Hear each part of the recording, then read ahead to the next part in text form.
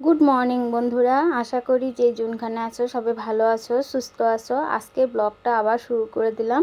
দেখতে থাকো সম্পূর্ণ ব্লগটা, আশা করি সম্পূর্ণটা ভালো লাগবে। ঠিক আছে, এই যে একটা কেক বানানো হয়েছিল, যেহেতু আমাদের মা আসছে তার জন্য আমি মার জন্য একটা কেক বানাচ্ছিলাম। এটা কোনো অর্ডারের কেক নেই, এটা ঘরে খাওয়ার জন্য। যেহেতু মা কেকটা খেয়ে খুব ভালো পায় তার জন্য মার জন্য ভাবছি একটা কেক বানানো হোক। আর যেহেতু আজকে মা আসতেছে, আমাদের তো শীতলা পূজা এসে গেছে, তার জন্য ভাবছি মাও আসতেছে একটা কেক বানিয়ে রেখে দিই। তার জন্য যে মার জন্য চকলেট কেক বানাচ্ছি। আর এই যে কেকটা কেমন হচ্ছে না হচ্ছে আপনারা সবাই জানাবেন। আর আমার কিন্তু এখন প্রতিদিন একটা একটা করে সুন্দর সুন্দর ব্লগ আসতে চলছে, আপনারা প্রতিদিন কিন্তু একটা একটা ব্লগ দেখতে থাকবেন। তো আশা করি সম্পূর্ণটা ভালো লাগবে আপনাদের ব্লগগুলো। আর এই যে এইভাবে আমি কেকটা রেডি করলাম। কেক যেহেতু চকলেট কেক ছিল সেটা, আর বেশি কিছু ইসে করি নাই, মানে ভালো মতো কোনো মতো একটা বানায় রেখে দিয়েছি। যেহেতু এটা আমাদের ঘরেই খাওয়া হবে, এটা কোনো অর্ডারের কেক নেই, এটা ঘরেই খাওয়ার জন্য। আর ভাবছি এই কেকটা বানায় রেখে দিলে আর মাদার ডেও আসতেছে, তার জন্য ভাবছি একটা সেলিব্রেশন করব ছোটো মোটো করে। ঠিক আছে, আপনাদের কাছে তো শেয়ার করবোই, তারপরে ওটাও দেখতে পাবেন আপনারা। আর আমি এইভাবে কেকটা রেডি করলাম, তা কেমন হয়েছে না হয়েছে অবশ্যই কিন্তু জানাবেন। আর যারা যারা আমার নতুন বন্ধুরা আমার এই চ্যানেলটাতে সাবস্ক্রাইব করে রেখে দিয়েছেন অসংখ্য ধন্যবাদ। আর যারা যারা করেননি অবশ্যই করে রেখে দিতে পারেন। তাই যে কেকটা এইভাবেই রেডি করলাম, তার মধ্যে একটু গার্নিশন করে দিলাম, যেহেতু একটু গার্নিশন করে দিলে দেখতেও ভালো লাগে। তার নামানোর আগে, কেকটা রেডি করার আগে একটু কয়েকটা চেরিও দিয়ে দিলাম উপর দিয়ে।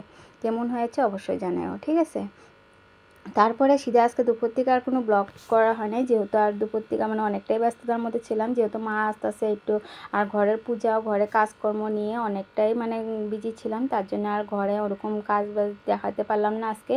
সিধা আর মা সন্ধ্যার দিকে চলে যাব।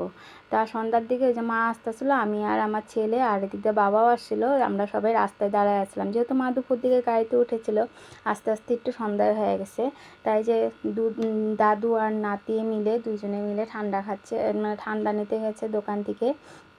আর এই যে মাও চলে আসলো, এই যে মাকে নিয়ে এখন টমটমে বসে গেলাম। তাই রাত্রে আর ওরকম কিছু ব্লগ করা হয়নি, তারপরে আরও সিধা টমটম নিয়ে সিধা চলে আসলাম, যেহেতু ব্যস্ততার মধ্যে ছিল। আর রাত্রেবেলা রান্না করেছিলাম চিকেন, সেটাও তোমাদের কাছে আর শেয়ার করা হয়নি। আর মা দেখো ঘরের থেকে কত জিনিস নিয়ে আসছে, যেহেতু জানোই মা কোনোখান থেকে আসার পরে তো কত জিনিস নিয়ে আসে, মেয়ের জন্য এটা নিয়ে আসবে সেটা নিয়ে আসবে। তো মা আসার সাথে সাথে দুপুরবেলা যেহেতু খেয়ে দিয়ে বের হয়ে গেছিলো, খিদাও পেয়ে গেছে, তার জন্য ভাবছি একটু ডিম টোস্ট করে দিই। তার জন্য এই যে ডিমটা টোস্ট করে নিয়ে তারপরে ভাবছি ব্রেড দিয়ে এটা ডিম টোস্ট করে দিব। আর এদিক দিয়ে আমাদেরও সন্ধ্যার সময় ওরকম টিফিন কিছু খাওয়া হয়নি, ভাবছি আমরাও খেয়ে নেবো আর এদিক দিয়ে মাকেও দিয়ে দিব। আর ওরকম কিছু আর আয়োজন করিনি, যেহেতু থাকবেই মা 2-3 দিন, তার জন্য এই যে ছেলেকে আর মাকে দুজনকে মিলিয়ে খেতে দিয়ে দিলাম। আর রাত্রেবেলার কোনো ব্লগ করা হয়নি, তার জন্য এই যে ছেলে দেখো কতগুলো ফকরামি করছিলো, সেটাও তোমাদের কাছে একটু দেখায় দিচ্ছি আমি।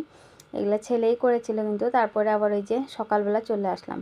তা সকালবেলা আবার ওই যে ভাবছি কি করব, ঘুগনি করলাম, যেহেতু আজকের থেকে আমাদের নিরামিষ চলবে, তার জন্যে গতকালকে তো মাংস খাওয়া হয়েছে, আর তা আজকের থেকে তো পুরো টোটাল নিরামিষ।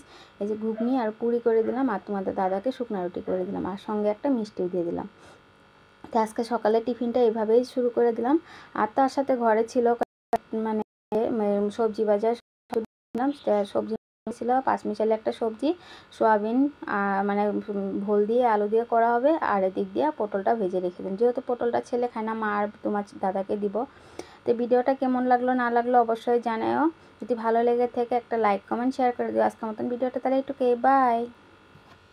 আরও দেখো রান্নার মধ্যে কি কি করেছিলাম, রান্নার মধ্যে যে পাঁচমিশালি একটা সবজি করেছিলাম, আর তার সাথে করেছিলাম এই যে মানে তোমার সব বললাম না, ভোল দিয়ে আর সোয়াবিন দিয়ে একটা মাখামাখো করে একটা সবজি করেছিলাম, আর তার সাথে আছে পটল ভাজি। তো আবার বিকালবেলা আর একটা নতুন ব্লগ আসতেছে, তোমরা